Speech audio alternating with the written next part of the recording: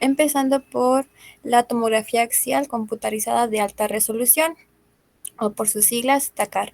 Se llama de alta resolución porque esta hace cortes incluso menores de 2 milímetros, mientras la tomografía axial computarizada normal, pues las hace como de entre 5 milímetros a 8 hasta 1 centímetro.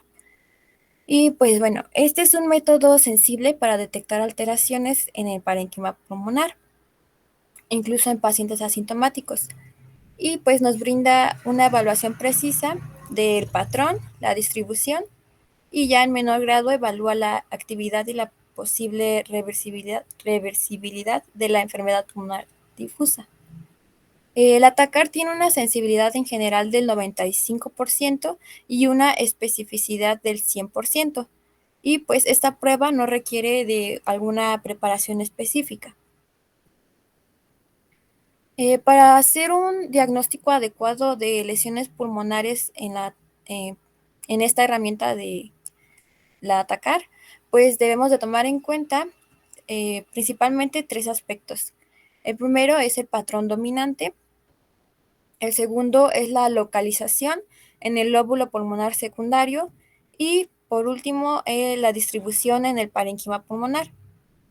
Esta imagen está muy bonita porque nos describe, bueno, nos muestra los diferentes hallazgos que podemos encontrar mediante un atacar. Por ejemplo, aquí tenemos en el número 1 el engrosamiento de los septos interlobulillares. En el 2, el engrosamiento de los septos intralobulillares. En el número 3 vemos un engrosamiento intersticial peribroncovascular. En el 4 vemos unos quistes. En el 5 vemos opacidad en vidrio deslustrado. En el 6 vemos unas bronquiectasias. Y en el 7 el patrón en panal de abeja. Y en el 8 una consolidación.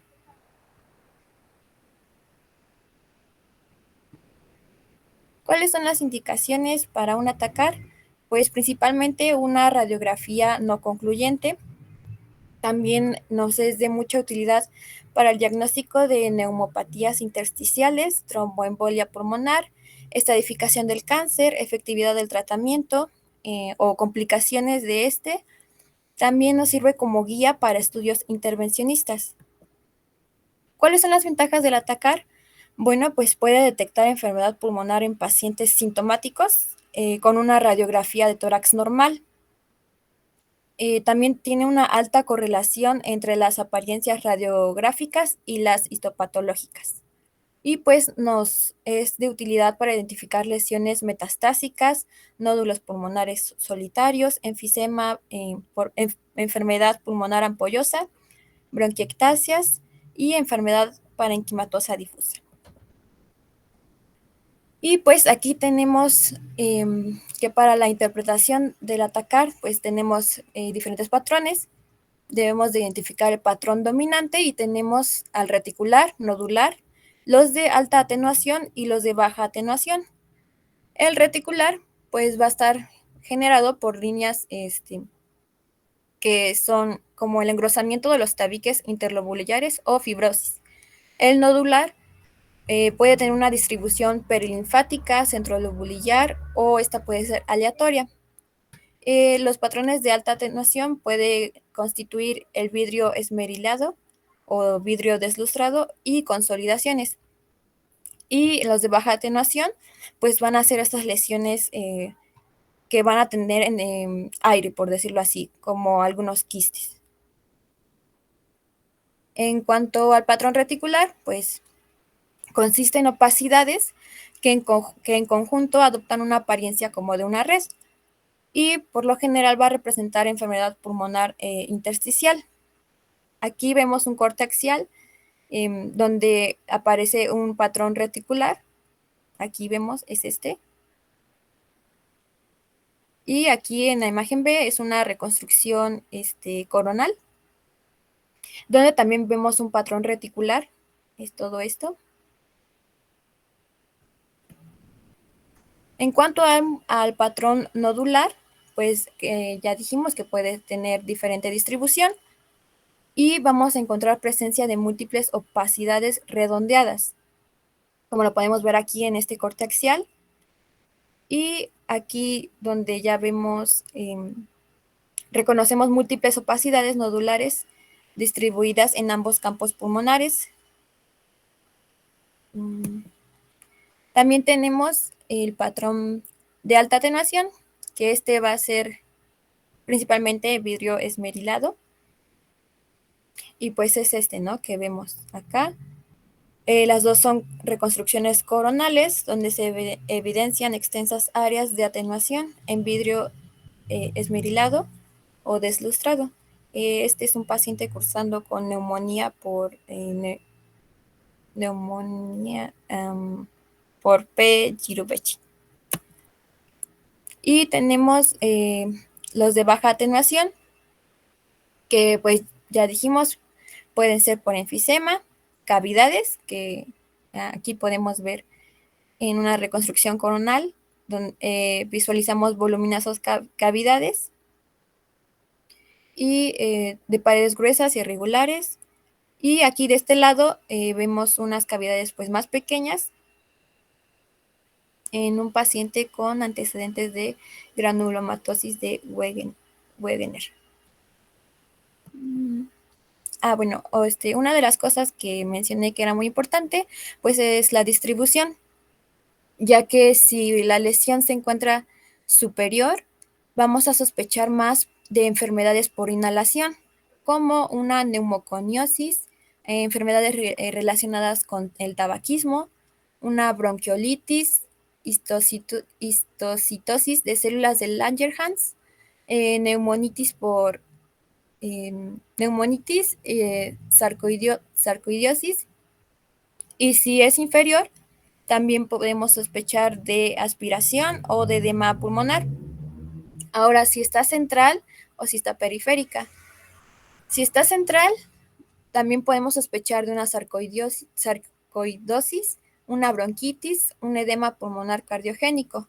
Si es periférica, podemos sospechar de una neumonía organizada criptogénica o una neumonía eosinofílica crónica.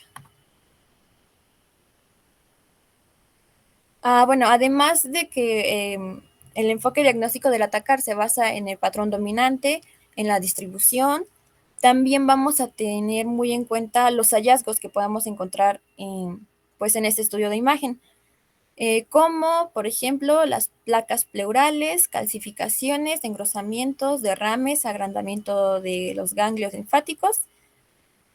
Aquí en este corte axial podemos observar distintas placas pleurales calcificadas en distintas partes, ¿no? Aquí son estas, ¿no? Y pues este es un paciente que se expuso crónicamente a a inhalación de fibras de asbesto. Ahora pasando con la angiotac. Bueno, este es un estudio que consiste pues en el análisis de las arterias pulmonares mediante el empleo de un equipo de tomografía computarizada y esta nos genera imágenes y tridimensionales. Para esta, pues es imprescindible el uso del contraste iodado, que nos permitirá una mejor definición anatómica. Y principalmente está indicada en casos de sospecha de tromboembolismo pulmonar, ya sea para descartar o confirmar la presencia de coágulos. Tiene en general una sensibilidad del 83% y una especificidad del 96%, y esta prueba no requiere de una preparación específica.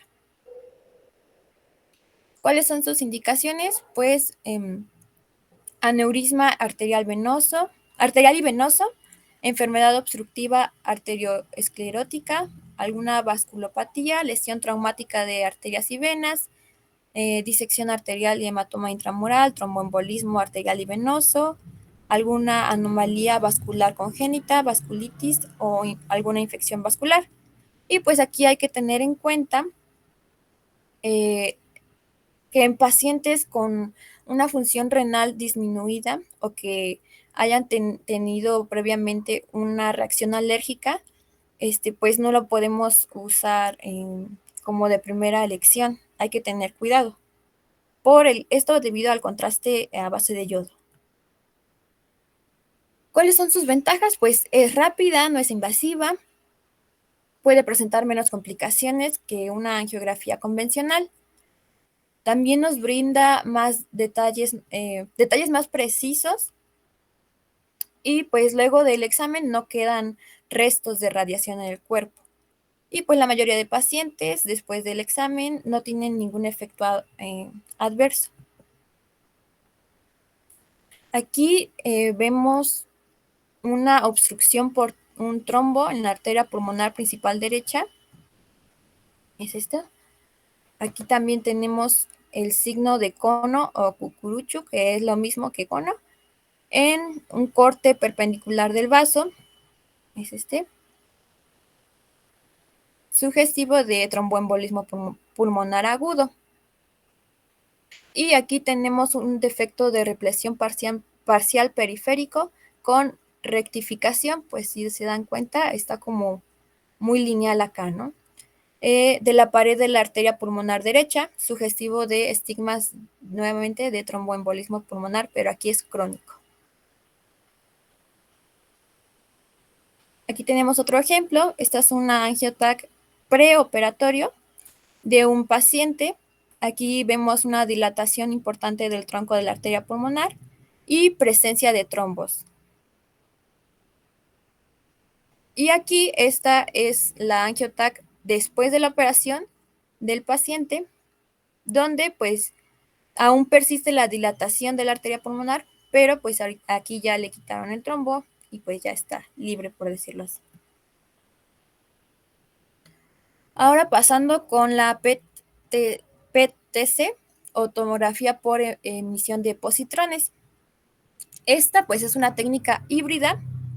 Se adquiere en una sola sesión imágenes anatómicas con la tomografía computarizada y también imágenes metabólicas, y pues las combina obteniendo beneficios de cada modalidad y minimizando sus limitaciones. Bueno, para este estudio se requiere pequeñas cantidades de radiosondas o radiofármacos, y ya con ayuda de una cámara especial, la computadora nos brinda estas imágenes para evaluar las funciones de los tejidos y órganos. Y su principal utilidad es en el estudio de la invasión tumoral de la pleura, mediastino y vía aérea mayor. Tiene una sensibilidad del 96% y una especificidad del 79%. Para la detección de lesiones malignas de al menos 1 centímetro, tiene una precisión de hasta un 91%. Y para esta prueba sí se requiere ayunar por lo menos 4 horas. ¿Cuáles son los objetivos de este estudio? Pues caracterizar metabólicamente los linfonodos iliares y mediastínicos, identificar ganglios pequeños hipermetabólicos, linfonodos aumentados de tamaño, pero sin o con baja captación. Nos va a ser de utilidad en el diagnóstico, etapificación y control de tratamiento y seguimiento en el cáncer pulmonar y en el estudio de nódulos pulmonares. Aquí es un ejemplo muy sencillo. Es un caso clínico, una femenina de 65 años de edad, no tiene antecedentes relevantes, y pues lo único importante a mencionar pues es la tos seca con 6 meses de evolución. En esta radiografía identificamos aquí, lo importante es aquí identificar este aumento de la opacidad en la zona para intercleidoiliar externa más o menos. Y bueno, esta paciente se siguió su manejo indicando un TAC Y aquí vemos estos cortes axiales y esta reconstrucción coronal, donde también vemos esta lesión, ¿no? Aquí se ve, aquí, y también identificamos una linfadenopatía. Aquí es esta cosita. Y con la PET-CT, pues se identificó que su cáncer, bueno, ya estaba en etapa 4, era un cáncer en etapa 4, ya que afecta a mediastino y tiene linfadenopatía, y pues no es candidata a tratamiento curativo, sino más bien, pues, paliativo, ¿no? Y bueno, aquí vemos las zonas hipermetabólicas, ya que pues un cáncer pues da estas zonas, ¿no? Hipermetabólicas. Aquí también en esa reconstrucción coronal y en la sagital. Vemos también la metástasis. ¿Cuáles son sus ventajas? Pues que no es invasivo ni es doloroso, identifica la enfermedad en sus fases más iniciales y determina la ubicación exacta del cáncer. También determina la gravedad, informando acerca de su posible extensión a otras partes del cuerpo. Y también evalúa pues la progresión, aunque bueno, también es de utilidad para ver si el tratamiento que se le da al paciente es eficaz. ¿Cuáles son sus desventajas? Pues que en general son tiempos prolongados, ¿no? Ya que tomar este estudio varía de entre 1 hora a 2 horas y media. Y pues debido a que se emplea un radioisótopo, al terminar el estudio los pacientes emiten algo de radiación. Por eso deben de mantenerse a cierta distancia, por lo menos a 1 metro de otras personas. ¿Cuáles son sus limitaciones? Aparte de que es un estudio muy sofisticado, muy caro, ¿no? Entonces, también tenemos los falsos positivos. ¿Qué quiere decir esto? Pues que no siempre va a ser cáncer, ya que aquí tenemos, es un ejemplo, aquí es tuberculosis, es un nódulo cavitado y también es hipermetabólico. Y aquí abajo tenemos un nódulo reumatoide, de igual manera es hipermetabólico y no por eso quiere decir que sea cáncer. Ahora pasando con la gammagrafía, bueno, pues este es una gammagrafía pulmonar. Es un estudio que nos muestra el aire que entra y el aire que sale de los pulmones, así como el flujo de sangre en los vasos sanguíneos más pequeños de los pulmones. Y pues nos sirve principalmente para identificar las obstrucciones del flujo sanguíneo dentro de los pulmones. Unos resultados normales vamos a encontrar una distribución uniforme en el radiotrazador en ambos pulmones, como lo vemos en esta imagen. Es totalmente normal. Y también podemos identificar si hay probabilidad de coágulo de sangre en el pulmón. ¿Cuáles son los resultados anormales? Pues vamos a observar defectos de perfusión. Se observan imágenes de ventilación y perfusión que no coinciden. También anomalías en la circulación de los vasos sanguíneos de los pulmones, lo que nos está diciendo que algo impide que los pulmones funcionen bien. Por ejemplo, podría ser una embolia pulmonar. Y aquí ya vemos una gammagrafía pulmonar anormal, tanto en fase ventilatoria como en la perfusoria. Muestran una distribución irregular. Si se dan cuenta, aquí está homogéneo, por decirlo así, y aquí ya no. En ambos pulmones. Además, en un plano oblicuo posterior izquierdo, en el segmento anterior del lóbulo superior izquierdo, aquí donde está la flecha, de la fase de perfusión se observa una zona de hipoperfusión. Esto se explica con esto, ya que la gammagrafía, pues, son como dos estudios que se pueden evaluar individual o en conjunto. Y está conformado por ventilación que aquí es la inhalación de gas radioactivo a través de una máscara mientras está acostado o sentado y en una mesa bajo el brazo del escáner. Y el otro es la perfusión, donde se inyecta albúmina radiactiva y también se coloca bajo el brazo del escáner y pues ya la máquina se encarga de rastrear los pulmones a medida que la sangre fluye. Y para esta prueba pues no es necesario ayunar. ¿Cuáles son sus indicaciones? Bueno, se realiza con mayor frecuencia para detectar un émbolo pulmonar agudo. También se utiliza para detectar circulación anormal, enfermedad tromboembólica crónica y evaluar la función pulmonar regional en pacientes que padecen con una enfermedad pulmonar avanzada, como EPOC.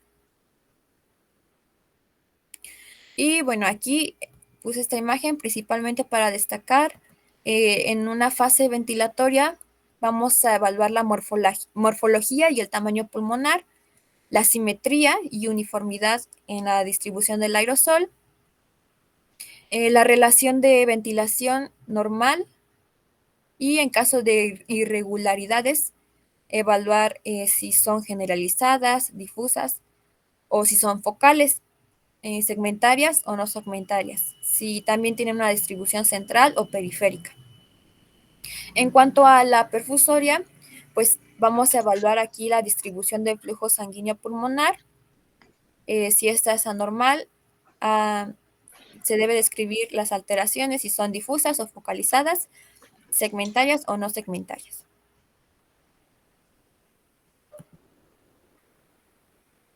Ahora pasando con el ultrasonido pulmonar. Bueno, el ultrasonido pues es una herramienta segura, no es invasiva y está libre de radiación, por lo que nos permite examinar al paciente sin necesidad de traslado y pues esto es muy importante en casos de hipoxia, en casos que los pacientes estén graves o ya necesitemos rápidamente un estudio para confirmar o descartar el diagnóstico del que estemos pensando. Entonces, en pacientes con hipoxia va a ser de mucha utilidad.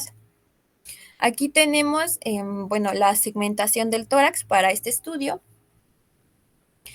Vamos a dividir ambos hemitórax en 6 regiones. Bueno, aquí del lado izquierdo, este es el lado izquierdo, aquí tenemos la línea paraesternal izquierda, esta va a ser del lado anterior, lateral y posterior.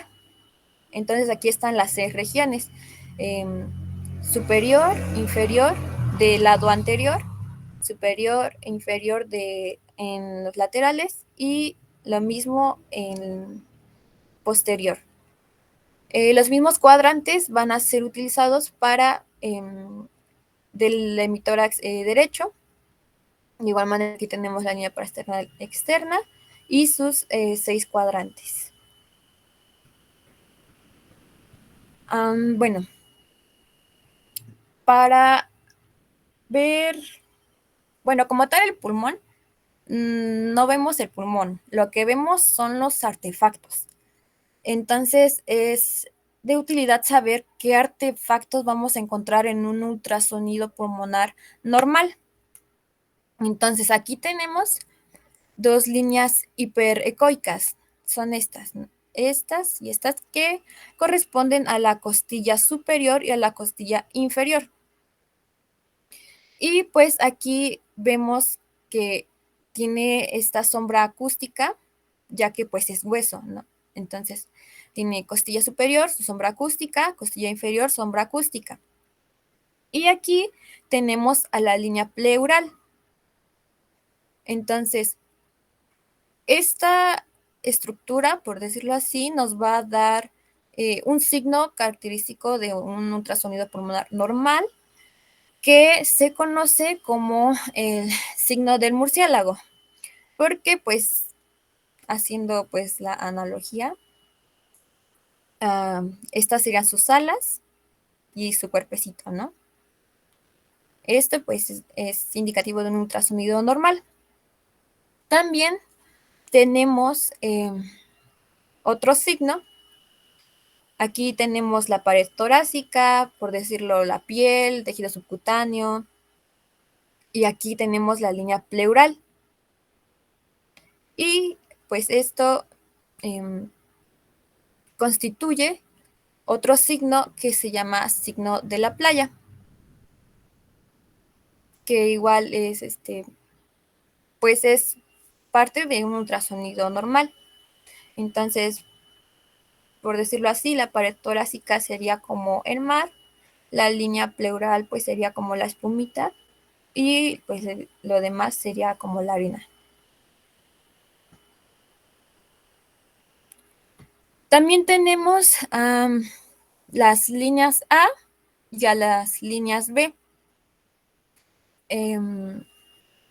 Estas también constituyen un ultrasonido pulmonar normal. Aquí vemos estas líneas hiperecogénicas horizontales. Las horizontales van a ser las líneas A, que son paralelas a la pleura. Entonces, por decirlo así, va a ser como esta permanencia de sonido y van a tener, su distancia es equidistante. Por decirlo así, es como un eco que se genera. Entonces, pues esto es normal.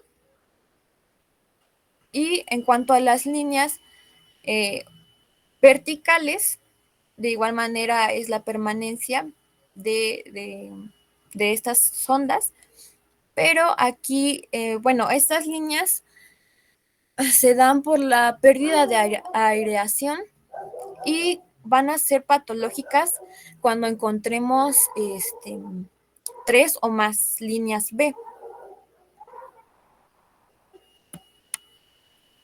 También tenemos dentro del ultrasonido pulmonar normal el deslizamiento pulmonar, que bueno, es la línea pleural eh, cuando presenta un movimiento respiratorio. Esta la vamos a observar en modo bidimensional. Bueno, aquí no se ve, pero como que esa línea como que se mueve durante el ciclo respiratorio. O sea, es el deslizamiento de la pleura visceral sobre la pleura parietal, entonces se ve como un frote. Y pues es durante el ciclo respiratorio, como ya lo mencioné. Y pues aquí ya tenemos un protocolo que es protocolo Blue. Este es un protocolo muy importante ya que nos va a ayudar a diagnosticar las causas o la causa de alguna insuficiencia respiratoria aguda, y este tiene una precisión superior al 90%, y pues se puede utilizar para solucionar problemas de etiología de la insuficiencia respiratoria aguda o para permitir la diferenciación entre neumotórax, neumonía, embolia pulmonar, edema pulmonar, EPOC o asma. Bueno, aquí algo importante para desarrollar el protocolo Blue, pues vamos a colocar el transductor en los puntos marcados, en los puntos que ya les mencioné al principio de ultrasonido. Se colocan, se evalúa si hay esta presencia del deslizamiento pleural que les mencioné, deslizamiento pulmonar. Se evalúa si está presente o no, y también evaluamos los artefactos, como pues las líneas A que les había mencionado, las líneas B que hay que recordar que son patológicas cuando son más de tres o más de estas líneas B, pues es patológico, y las líneas C que suelen ser por consolidación. Aquí tenemos dentro de este protocolo diferentes perfiles de la A a la C y un perfil AB. El perfil A, vamos a tener líneas A. Recuerden que las líneas A son estas líneas horizontales y las B son las líneas verticales.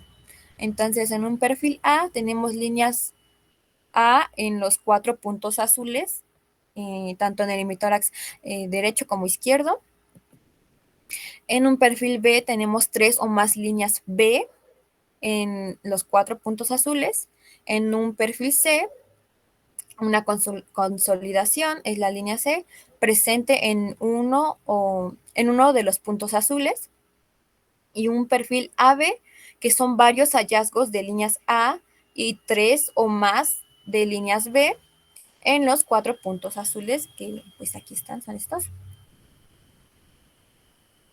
Y este es el diagrama de flujo del protocolo Blue, que pues ya nos dijimos que nos sirve para evaluar la causa de insuficiencia respiratoria aguda, ¿no?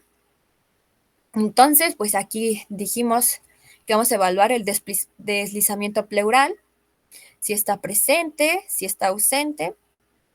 Si está presente, podemos tener un perfil B, que es este, 3 o más líneas B en los 4 puntos azules. Y pues esto nos va a indicar edema pulmonar. En un perfil A, que recordemos que es, las líneas A en alguno de estos 4 puntos azules. Si tiene este perfil, se procede a un análisis venoso donde tenemos dos opciones. Podemos encontrar una trombosis venosa y pues ya nos da el diagnóstico de un embolismo pulmonar, o pues podemos tener un eje venoso libre. Si tenemos el eje venoso libre, aquí vamos a evaluar el punto PLAPS. Este es un punto estandarizado para buscar derrame o consolidación. Se llama PLAPS por sus siglas, significa punto posterolateral, síndrome pleural y o alveolar. Y pues ya evaluando este punto, vamos a ver la presencia de broncogramas. Si hay broncogramas, es neumonía. Si no hay, muy posiblemente es o asma. Ahora, si tiene un perfil AC, pues igual puede ser una neumonía. Si está ausente el deslizamiento pleural, también tenemos un perfil B y un perfil A. Un perfil B nos indicaría una neumonía. Recuerden que aquí estamos en ausente, en deslizamiento pleural ausente. Y un perfil A con punto pulmonar, que ahorita vamos a ver qué es esto de punto pulmonar, pues nos indica un neumotórax, y sin punto pulmonar, debemos evaluar con otras técnicas diagnósticas. Bueno, aquí después de la evaluación de ultrasonido, pues tenemos diferentes afecciones pulmonares, tanto pleurales. En las pulmonares, pues tenemos el síndrome intersticial, que pues va a ser este conjunto de entidades que pues nos va a comprometer el intersticio pulmonar, y también nos compromete el intercambio gaseoso alveolar. Entonces, en este síndrome intersticial vamos a encontrar ausencia de líneas A, presencia de líneas B patológicas, más de 3. El síndrome intersticial puede ser focal o puede ser difuso. En cuanto a un focal, pues puede ser neumonía y neumonitis, atelectasias, contusión pulmonar, infarto pulmonar, enfermedad pleural. Y en el difuso, tenemos que la etiología puede ser edema pulmonar cardiogénico, no cardiogénico, enfermedad pulmonar intersticial, neumonía o COVID-19. En una consolidación, vamos a encontrar una imagen hipoecoica subpleural o ecotextura homogénea similar al hígado. Vamos a encontrar un borde irregular, signo del margen fragmentado, consolidación, líneas B, broncogramas aéreos, broncogramas fluidos, patrón vascular. También, por ejemplo, encontramos el signo de pulso, que ahorita vamos a ver una imagen de este signo. En cuanto a las afecciones pleurales, la evaluación de ultrasonido, vamos a ver presencia de líneas A, ausencia de líneas B, ausencia del deslizamiento pleural, ausencia del signo del pulso pulmonar y presencia del signo del punto pulmonar. Igual ahorita vamos a ver esta imagen.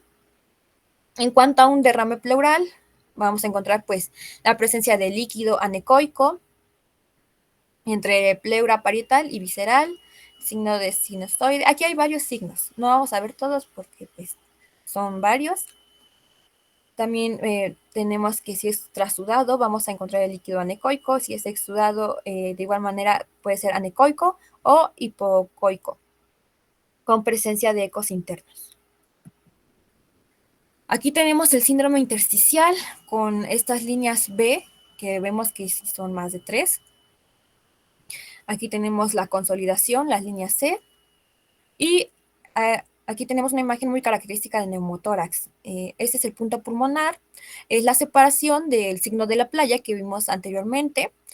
Y este signo que vemos aquí nos está indicando neumotórax y se le conoce como el signo de código de barras o signo de la estratosfera. Y este es muy característico de neumotórax. Y pues aquí vemos un derrame pleural. Aquí vemos el pulmón colapsado y pues todo este líquido anecoico. Y aquí tenemos la presencia del signo del pulso pulmonar.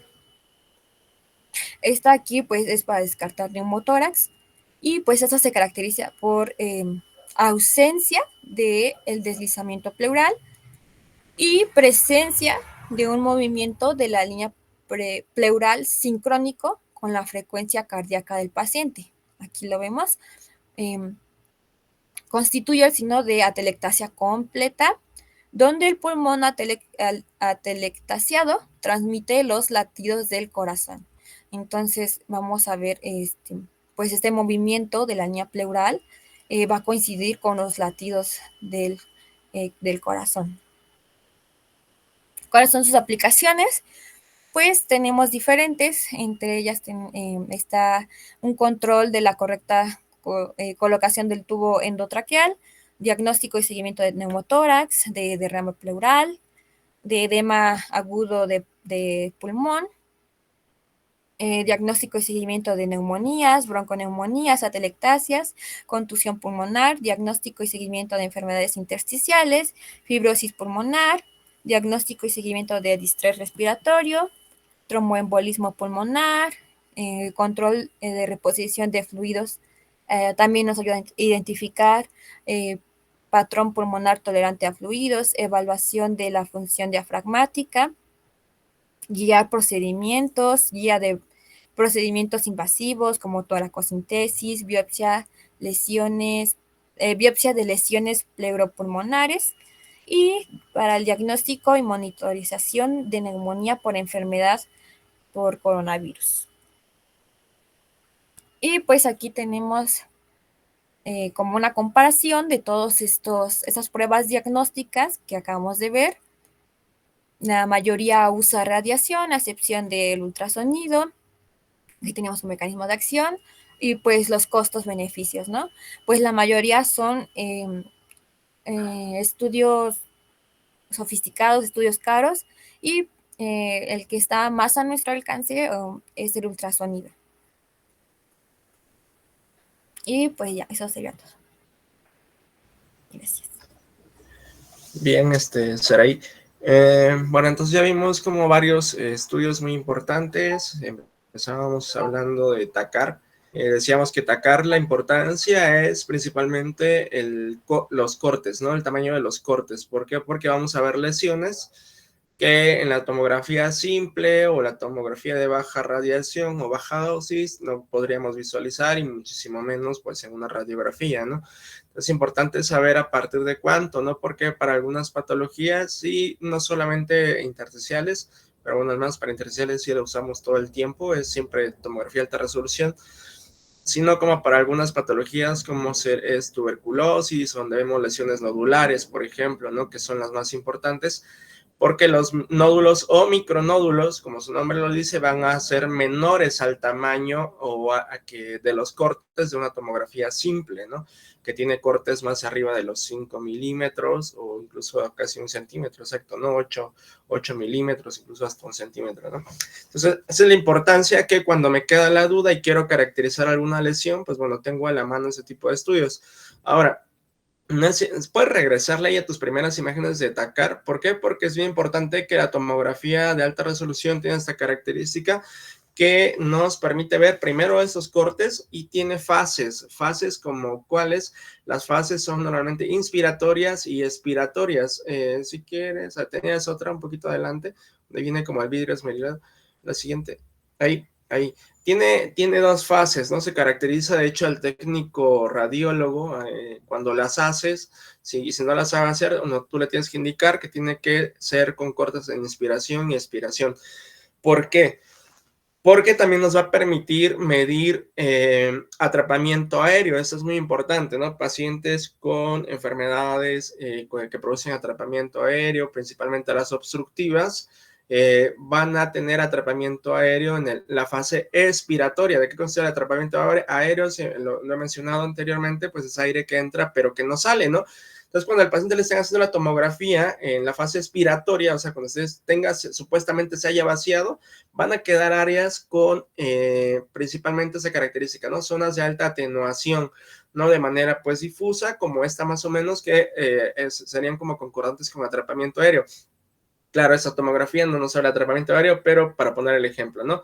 Normalmente el atrapamiento aéreo se ve como zonas de alta atenuación o como si fuera vidrio esmerilado, o algo que nos vemos como patrón en mosaico, que si juntáramos y no se viera tan localizado, tan focalizado este tipo de lesiones de esta imagen, podríamos decirla que incluso pudiera ser como un patrón en mosaico, ¿no? Justo en la base izquierda de la imagen del lado derecho, ahí podríamos decir como que si fuera un patrón en mosaico, ¿no? Un poquito, ¿no? Que son áreas de vidrio esmerilado, zonas de alta atenuación, con parénquima aparentemente normal, ¿no?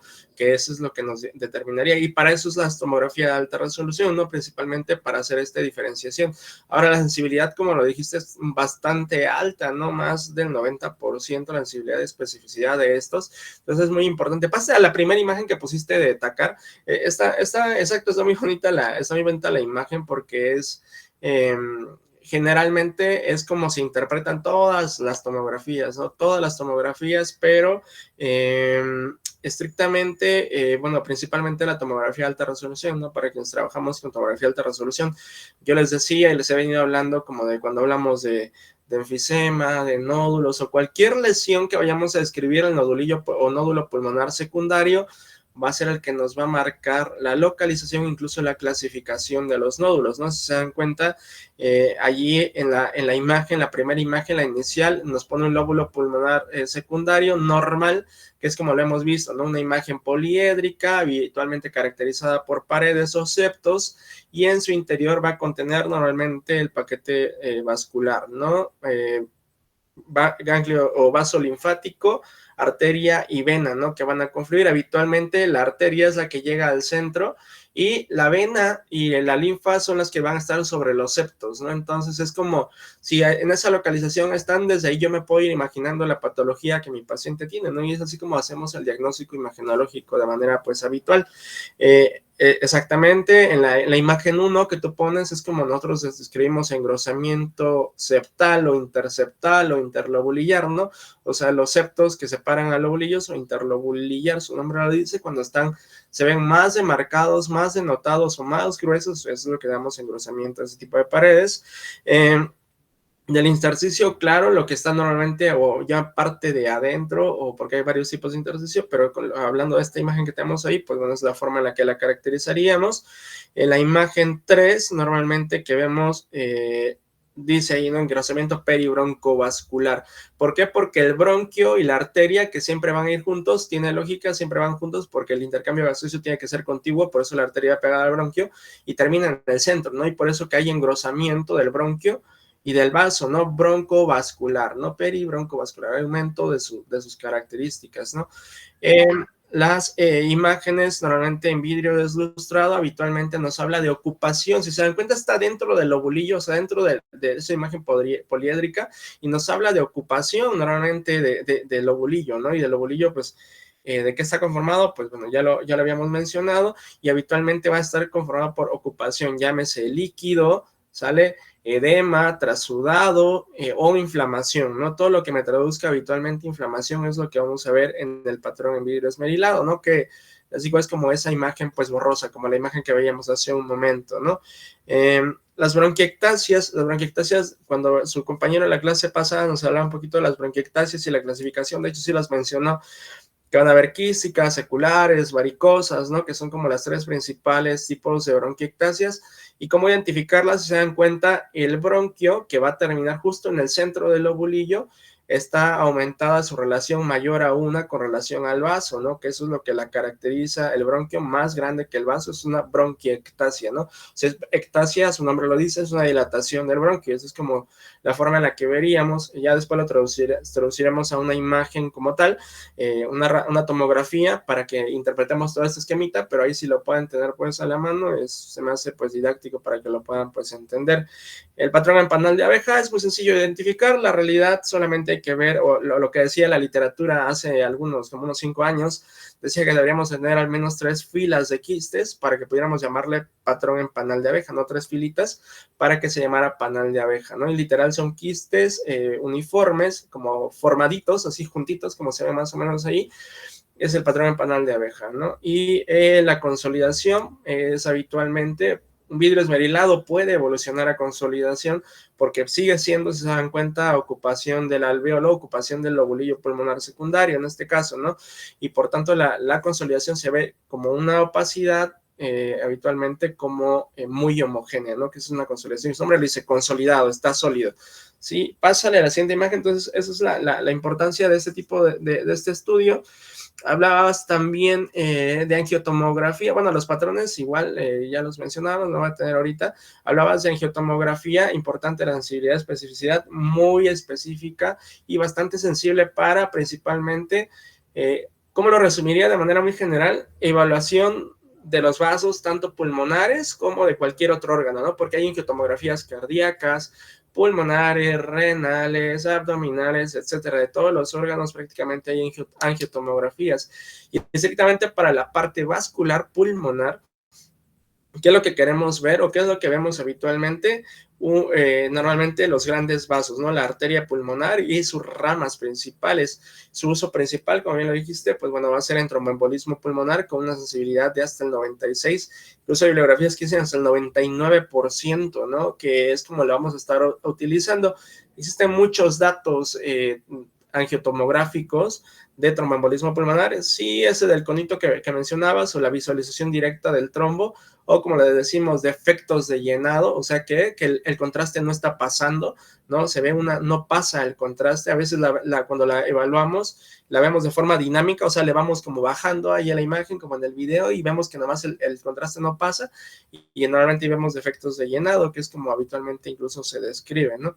Ya después veremos cuando veamos TEP, pues bueno, los datos clave de tromboembolismo, ¿no? Una angiotomografía, pero ya sabemos que es muy sensible, es muy específica, pero como bien lo decías, la alergia al yodo es una contraindicación y para eso tenemos el otro estudio, que es la gamografía, del cual hablaremos ahorita en un momento.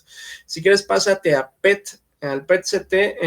PET-CT es un increíble estudio, pero exacto, es caro, es muy caro, ¿no? Es muy caro, ¿por qué? Porque no en todos los lados hay. El PET está alrededor de 15,000, 18,000 pesos más o menos por aquí en un lugar barato en la Ciudad de México. No en todos lados hay, no sé si hay en algún otro lugar. Se ocupa un trazador exacto, el FDG o fluoruro de oxiglucosa, Por eso hay que tener cuidado en los pacientes, tienen que ir en ayuno, exacto, por eso tienen que tener cuidado en los pacientes con diabetes, ¿por qué? Porque lleva glucosa, su nombre lo dice el trazador. Ahí si quieres deja esa imagen, justo te iba a decir algo de esa imagen. No creo que eso sea tuberculosis para mí, si tú me lo dices, esa primera imagen de arriba, 99% de seguridad que esa cosa es un cáncer. Ahorita te les voy a decir por qué, ¿no? Entonces, el PET-CT, ¿qué es lo que nos hace? Pinta, ¿no? Capta. Normalmente nos lo mide el radiólogo, el médico radiólogo lo mide y nos da unas unidades que se llaman submax. Eso creo que no fue lo único que te faltó mencionar ahí. Los submax, de acuerdo al valor que le otorga el submax, va a ser las sospechas. Es inflamación, si puede ser infección. Y si el submax incluso está más alto, ¿qué quiere decir? Que está captando mucho lesiones hipermetabólicas que habitualmente podemos llegar a asociar con malignidad, ¿no? O con proceso infeccioso agudo, como lo puede ser tuberculosis, sí, sin duda. Y algunos otros, claro, los falsos positivos, pero bueno, habrá que tener mucho contexto clínico, estudios previos, y pues es más que nada para hacer un cribado. Si no tienes idea de repente de dónde está la patología o lo que tenga, el PET es un excelente estudio, ¿no? Incluso como parte del diagnóstico y en el seguimiento, por ejemplo, de nódulo pulmonar, es un estudio que se indica después de, incluso cuando hay cambios mayores al 20% en el tamaño de las lesiones nodulares solitarias, ¿no? Y te decía de esta imagen, ¿por qué yo creo que es cáncer?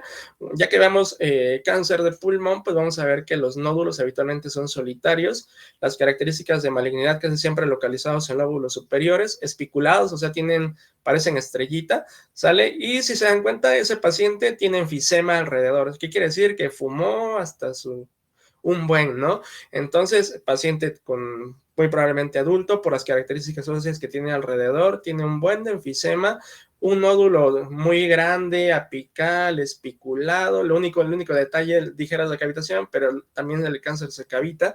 Yo diría que eso es un cáncer, ¿no? Entonces, no sé dónde salió, pero bueno, aguas nada más. Entonces, es principal estudio y el seguimiento y el estadiaje, ¿no? El estadiaje de cáncer de cualquier órgano se ocupa prácticamente casi todos, ¿no? El pulmonar cobra excelente relevancia y para el seguimiento y respuesta terapéutica a los quimioterapéuticos, incluso a la inmunomodulación, actualmente también ya se utiliza.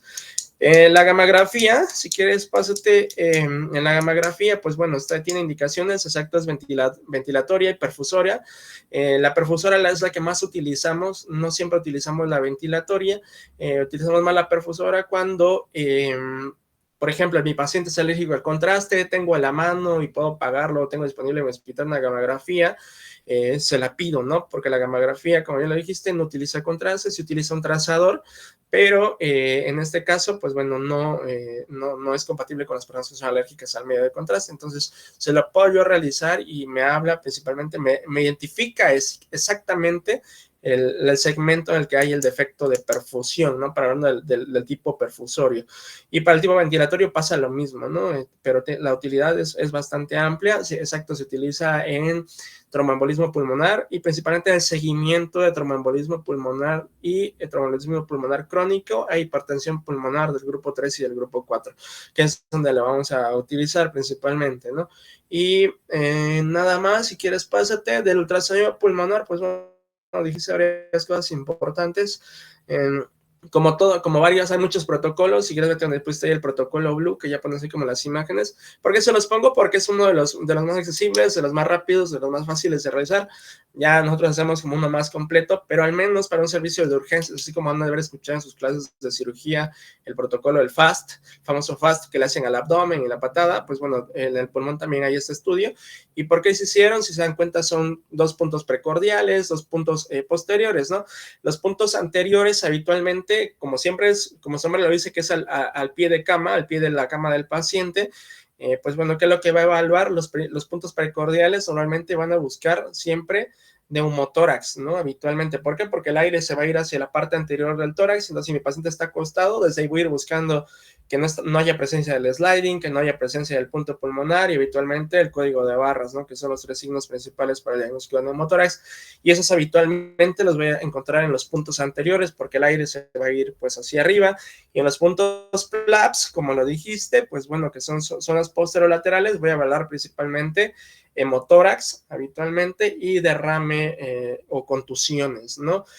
Habitualmente es como paciente pues en la evaluación de urgencias. Efectivamente tenemos como los dos patrones, bueno, tres patrones principales y el que es combinado. El patrón A, que incluso se puede llegar a considerar normal, ¿no? El patrón A se puede llegar a considerar normal en ausencia pues de características clínicas. Si yo les hago un ultrasonido a ustedes que no tienen síntomas respiratorios ni hipoxemia, probablemente tengan un patrón A, ¿no? Y exacto, ¿no? El pulmón no lo vemos, solamente vemos artefactos, reverberancia es el término correcto, el choque de las ondas de sonido sale con diferentes artefactos, ¿no? La primera, que es la pleura, el sliding pleural es el primer signo que vamos a ver en todos los ultrasonidos en cuanto yo le pongo al transductor a mi paciente, y posteriormente tengo que ir haciendo la evaluación de los demás hallazgos, ¿no? Ahora, decía, puede ser normal, pero sí tenemos que buscar algunos otros datos, completar el protocolo. Y líneas B habitualmente me dice que hay algo en la pleura o que hay algo en el alveolo que está haciendo que choque las ondas de sonido, y por eso me da esa imagen de rockets, o la traducción sería como estrellas fugaces, como cometas, perdón, los rockets, ¿no? Que son las cometas, y por eso se ven así, ¿no? Son habitualmente líneas que van desde un extremo superior de la pantalla hasta abajo de la pantalla. Eso es la característica que debe de tener la línea B, ¿no? Que abarque toda la pantalla completa de mi ultrasonido para que yo la considere línea B, porque hay otras que están a la mitad. Eso sí que no tiene mucha importancia, porque sepan identificar estas. Y exacto, más de 3, y otro punto que creo que no comentaste muy así a detalle, que tiene que ser bilateral para que yo considere un patrón B o un perfil B, ¿sale? Tiene que ser bilateral, porque si está de un solo lado, hay algún otro problema, no estoy hablando de alguna otra cosa. Y eso sería, y el C, que habitualmente consolidación, o que decíamos anteriormente le llamamos broncograma dinámico versus estático. El estático habitualmente me hablaba así de una consolidación, y se ve como la imagen que ponía así casi el último, y el dinámico habitualmente me habla de una telectancia, que también me puede dar broncograma, ¿no? Que son estas combinaciones, y ya el A más B, que bueno, me puede hablar como de este exacto, ¿no? Que es esa imagen, que es la que ya normalmente me habla de una consolidación. La de abajo, si se dan cuenta, son como zonas ahí de que mal delimitadas, algunas como de alta, que captan mucho el sonido, si se dan cuenta, ¿no? O hiperecoicas, que es el término correcto, ¿sale? Y es como la identificaríamos. Y derrame pleural es el estudio, el gold estándar para hacer el diagnóstico de derrame pleural, ¿no? Y actualmente de hecho, hay escuelas de neumo que quieren ya invalidar los criterios de Light y quedarnos solamente con ultrasonido para diferenciación de exudado versus trasudado, solamente con ultrasonido, ¿no? Está bastante interesante, y efectivamente el jellyfish, o el signo de la cola de pescado, o la medusa, que ese es el característico, ¿no? Que vemos en un derrame pleural, y podamos cuantificar de una forma bastante específica en la cantidad de derrame pleural, ¿no? Existen fórmulas, la fórmula de Balick, que es la que utilizamos para hacer la medición de la cantidad de derrame pleural, ¿no? En este caso, a través del ultrasonido, incluso caracterizarlo, que es la fórmula que lo utilizamos, ¿no? Entonces, ¿dudas, preguntas, chicos? Que esa fue la hora. ¿Alguien? ¿Nadie?